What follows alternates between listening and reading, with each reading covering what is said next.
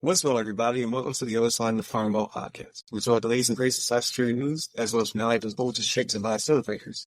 We both cover the links to the other side of the firewall. My name is Ryan Williams, as always, we're joined by Shantans. What's up? What's up? What's going on? And Kazaka. What's going on, everybody? What's going on? So, if you're not already, please go back to listen to Monday and Tuesday topics. Today is the Wednesday discussion, and then Thursday will be Ask the CIs. Some other type of episode, I guess, because I'm trying to kind of diversify the segments, and I don't want to have to record on Monday and then have my episode by Thursday, because then it doesn't always work out very well.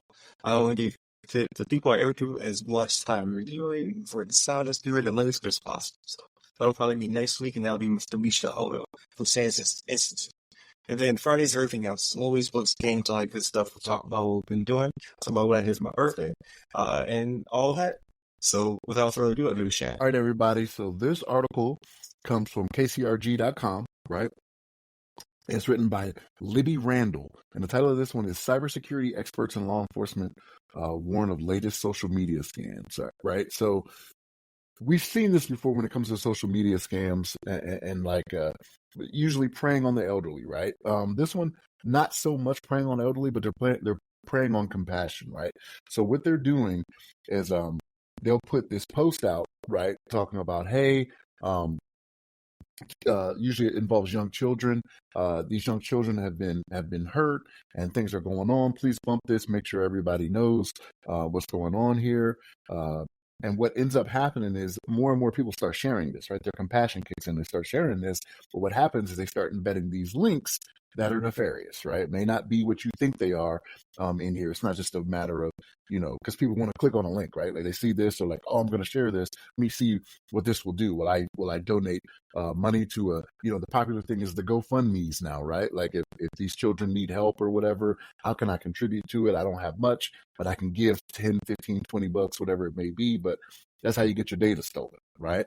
Which is worth way more than what you're trying to give out there, right? Because the fact that they can steal your data and then open up credit cards in your name, start buying boats and things of that nature, you know what I mean? Like that's the worst part of this is that these scams are getting very advanced and they're getting more and more difficult to pick out, right? Like there are sometimes I get emails where I'm like, man, I'm pretty sure this is not legit, and I got to look at it a little bit longer than what I used to. Like it used to be like, yep, scam.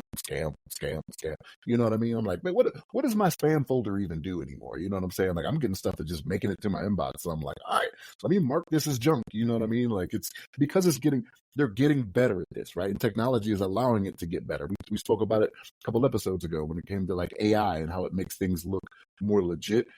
It is getting that way, right? But this scam, these cybersecurity experts are discussing not falling for these types of things, right? These types of things, right? Because everyone wants to believe they're a good person, right? Even when they're not, right? Or maybe this is the way they feel like they're a good person when they know they're not, right? They're like, this is my good thing I'm gonna do, right? But you got to be mindful of these scams, right? So if you get something from someone that's just like, hey, bump this, share this, whatever it may be mindful of what is going on with that. It could very well be a scam. It may not even be legit, right? Like they'll show like a picture of something of like a young child, but like again with AI, they'll have like cuts and bruises on them, and it looks so legitimate when it isn't. But they are trying. I'm not gonna say it's always the case, but there are people out there for nefarious reasons. They're trying to get your information, right? So just this is worth. There should be more education on things like this. Like we have this article, right? But this is like the site we got it from is a local news place, you know what I mean? It's a local new acrg.com, which is an ABC affiliate, but it's not national, right? Like this is not on CNN, Fox News, MSNBC, or anything like that. But you need to get more widespread distribution to see these types of things, right? I guess the way you would do that would be to put it on social media, right? So it's like you spread the message on the medium that you're trying to warn people about. I guess I don't know. That's how news travels these days, right? That's how people get a lot of their news. Just through social media. But no, we gotta I understand that people want to have compassion. I understand that people have compassion, but be careful out there, folks, because they are gunning for you, and they know the heartstrings to pull. You know what I mean, to get your information, and that's what's happening with this. But Chris, what's your thoughts on this?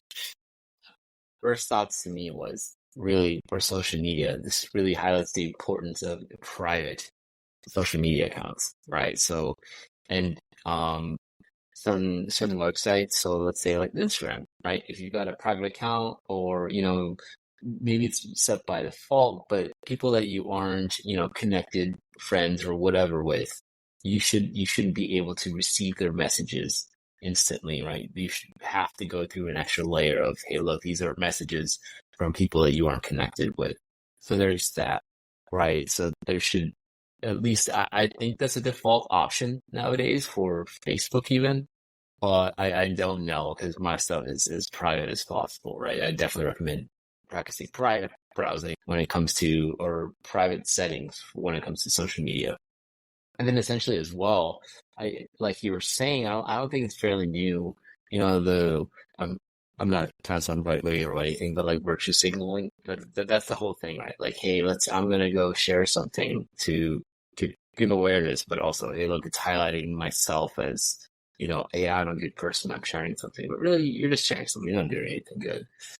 But in that sense, right, I think there are a lot of links out there. There are a lot of, like, the people with those random videos of an animal being hurt, right? I just saw one the other day. It was kind of sad about with a lion, right? It was like barely walking because it had a horn stuck in its leg. But there were links. I'm like, I'm not gonna click on that. Like, yeah, I don't care if it looks like it's from a legit website. Like, they're like, link in the comments. How about no? I'm not linking. I'm not clicking. Let's stop. I'm not. But again, it all comes down to, I like to look at the URL. Does the link look legit? Is the website coming from an authoritative figure? Is it from an authoritative news site, right? And you know, look for those cues, right? The training should be done, I think it should be done in elementary school. What's a cyber attack? That's how early we need to start looking at implementing safety training for, at least the general populace, in my opinion. I'm sure somebody out there is like, that costs too much taxpayer money, but whatever, man. Somebody's gonna complain about everything. And then really with safe browsing, right? Just ensure that you're not clicking on anything malicious, URLs, things like that. And it's half the battle. And then last thing, I forgot to mention this, trust nothing. The whole zero trust thing is, you should always be aware of any link. Like, is this legit? Even if it's coming from a legitimate website, is this legit? Give it a few seconds. Think about it before you click it. Think before you click. Isn't that a thing? That's all I got. Now you heard line, but I've never heard think before you click before. So you might have some. You should hurry up and train on in the first little sound and stuff. Okay, yeah. The other side of the firewall. Think before you click. There it is. But yeah, so speaking of trust, I need you to trust me and subscribe. I need you to get you to 500 by June. Yeah. 1,000 by the end of the year. That's what we're going for on YouTube. But where if you subscribe, please share us with your friends, share our articles, our newsletters, all that good stuff. You the other side Firewall, the other side FW, or Ask the SSD. But in all seriousness, or not, every time you guys start talking, I don't hear the music. Was it like Sarah McLachlan or whatever? Like they sing the sad music with the puppies. Puppies? Yeah, at the end of the year, every year. An angel. So we're gonna get copyright struck because y'all sang it so well. No, but in all seriousness, like, it's a genius. What do? You start a post, you make it go viral, and then you switch on people and you put in the trapdoor, things of that nature. So and they're really playing on the algorithm because what we're told when we start doing social media posts and stuff like that is you don't edit first hour. So the first hour you put the post out there, even if it's a typo or whatever, you leave it alone or you delete it. You never edit because the algorithm will search it out because of things like this. But once you start to go viral, then there's no real stopping the algorithm because people were sharing at that point. So it's ingenious. The hard part is getting something to go viral. Like, these people are in the wrong business or the right business, right? Because they found a way to be, profitable, steal people's identities and things of that nature. But teach me how to make these go viral. Cause yeah, like to get your pulse up that high, to even get this ball rolling, this domino effect going, is talent in itself. And then once it starts to go, it's that machine. It's not stop. So, and at that point, people start to jump on the bandwagon and try the video too, because all it has like 10K hits, or like Cat Williams, like 50 million hits. Oh, let's check that out. And then Shannon Sharp had dropped some malicious link in there, because even though he's a hacker, right? He could roll like a good portion of the population, because everybody want to watch Cat Williams video. So just think of it in that regard. Like once the poster's fun, it's steamrolls. But no, again, ingenious. Like the things they figure out, right, to steal people and to scam people is pretty crazy. So like Chris said, trust woman, like always double check. I don't even like, but I get emails from even legitimate ones from my bank or whomever. I'll pay out like streaming services. I don't even click links. I don't even hover over them to see if you're right anymore. I just go straight to the website. Like that's just nothing. So I reported a phishing Satcom HR one time. It was pretty funny. Because I was like, this, like, you should want name. It's generic, you know? And they were like, that was us. Please don't report this one as phishing, or we'll get better. We as generic as the last one. So you just have to be very cautious, and you have to be hyper vigilant. And I can't remember if it was Shannon or Chris, but when it comes to the training, so I know that's Shannon's forte, right? But he's teaching people our in our age group. So what's happening? Like I think it was Chris, like in schools. So when I went to my science school for the great teach off, or the great teaching event, I can't remember what it's called, but they're like, what can parents bring in? So I brought in, I was talking about phishing, attacks, and things of that nature. I had two pictures from Roblox. The kids are new, right? Because they see that iconography in Roblox, they see it in Fortnite. So they're already teaching kids how to do this. My fear now are the elderly, right? Because they're aged out, so they're not in the workforce anymore. So you don't have the shins of the world teaching them how to stay safe. And then they're not kids. The kids are getting it from their games, right? They're already being educated at a very early age. Yeah, these people who are, let's say, in their, because what was a living communities like 55 and up. So people were in their 60, 65, who didn't really check all our computers. And now they've upgraded their jitterbugs to their iPhones. Like they're fine target. I ain't gonna teach them not to click these links or jump on these posts. Like they just go along with everybody else, right? Like grandma's on TikTok now. And that's where it stands from. So And Chris, to what you were talking about, right? Like teaching kids at a younger age, like they're getting a little better about it, right? Like, so I taught my daughter's Girl Scout troop about some cybersecurity things, like don't press these things, don't do this when you have your parents' phone or their laptop or their MacBook or whatever. And this is like 6 to 8 year olds, you know what I mean? So like they're getting better about making these things mandatory for this generation, because the generation that they're coming up in, like we were not exposed to this as early as they were. You know what I'm saying?